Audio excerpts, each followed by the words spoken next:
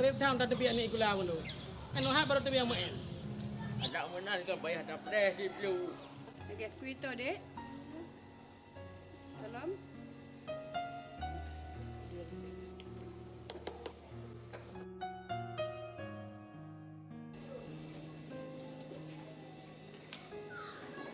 Mana? Kalau kalanya kibang mekat. Ha. Pakai mana mekat rono? Ne boh mi ne mat juga jarang. Ne rah pireng ya ngono. Ia sabon dum begitu-cucotan. Kan sama cik.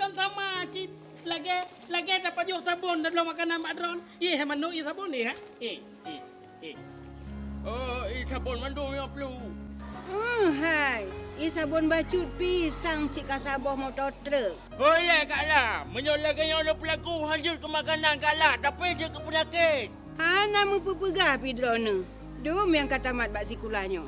Mandum bak lo limu blo barokon. Hana lagu sakit ji. Hai Bang Joni. Menjum perle bersih dan sihat. Kedai bak restoran ajak blo. Dan Hana pi mi calu bak restoran 2000. Hai Kak La, nyokan masalah restoran dan ke masalah 2,000 Kak La. Menya makanan hana sehat ipajola ni didik, maka pikiran anda didik kita nyo hana meningkat. Alias hana jarang. EQ ji hana tinggi mandul. Betul blue. Badan hana sehat, pikiran hana jarang blue. Kue macam ni, serius tak? Pak Daud dengan lombi penerangan ke Kak La tentang makanan sehat. Tapi kebantah kan yang Pak Daud ai. Kebantah Kak La nyan. Oh, menang. Memang Bang Joni, Mando, kapadum go kali lu hibo bang dunia. Nemekat jeut inau. Tapi ne tolong jaga kebersihan, baik tempat ataupun makanan. Karena efek makanan yang hana sehat, yang ipajoh le ane didik nau, memang hana dus sakit jinau. Tetapi untuk yang akan terjadi. Water nak sajikan makanan ke anda didik, nak pakai sarung jarum atau penjepit makanan. Betul ya, lagi Pak Awi pegang. Supaya hantar kontaminasi dengan kumun yang nak bak jaro drone. Dan bek bekat tong bro. Kemudian nerah piring ataupun cupi bak ia yang mengalir. Atau disediakan 2 buah ember. Saboh ia sabun, saboh ia untuk cucuk.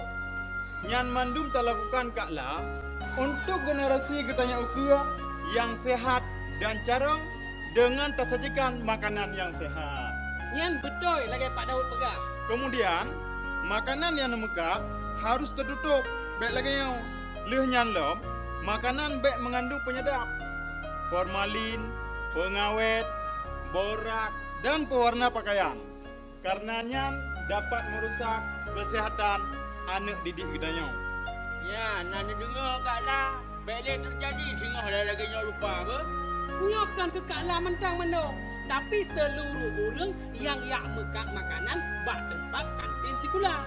Supaya memperhatikan hal-hal yang lagi Pak Daud pegang puno.